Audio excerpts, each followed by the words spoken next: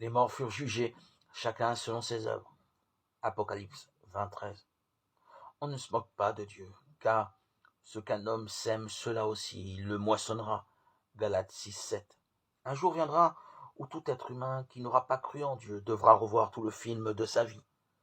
Aujourd'hui, les passations de notre existence peuvent être encore effacées par la foi en Jésus-Christ et la confession à Dieu de nos fautes. Mais celui qui refuse maintenant de recevoir le pardon de Dieu et sa grâce, fondée sur le sacrifice de son Fils, sera un jour, devant le tribunal divin, confronté à toute sa culpabilité, sans espoir de pardon. Et il sera alors trop tard. Confions-nous à Dieu, confessons-lui nos péchés, lui seul peut nous donner son pardon. Lui seul est là, il attend de nous le premier pas. Il est là, à côté de nous, à proximité de nous.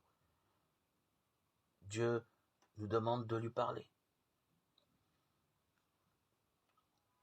Dans les commentateurs de la Bible juive, l'homme est qualifié de Médaber, l'homme parlant, celui qui parle, qui le différencie de l'animal, du végétal, du minéral.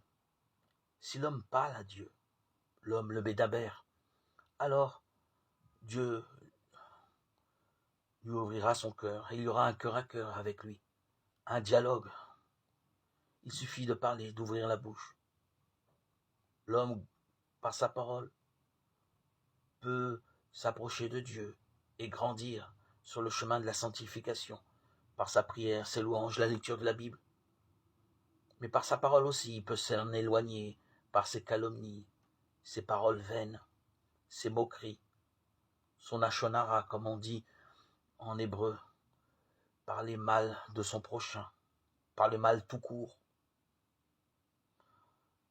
Quelqu'un qui parle mal par ses nivoulpés, ses gros mots, ses insultes, sa grossièreté, ne peut que s'éloigner de Dieu.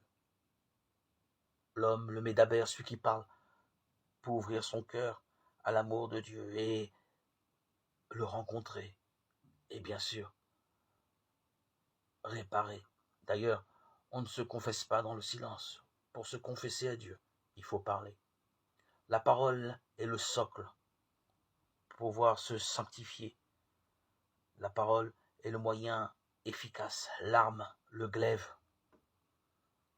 la puissance que Dieu nous a donnée. Elle est le sésame qui ouvre toutes les portes pour accéder au royaume, rencontrer le Père.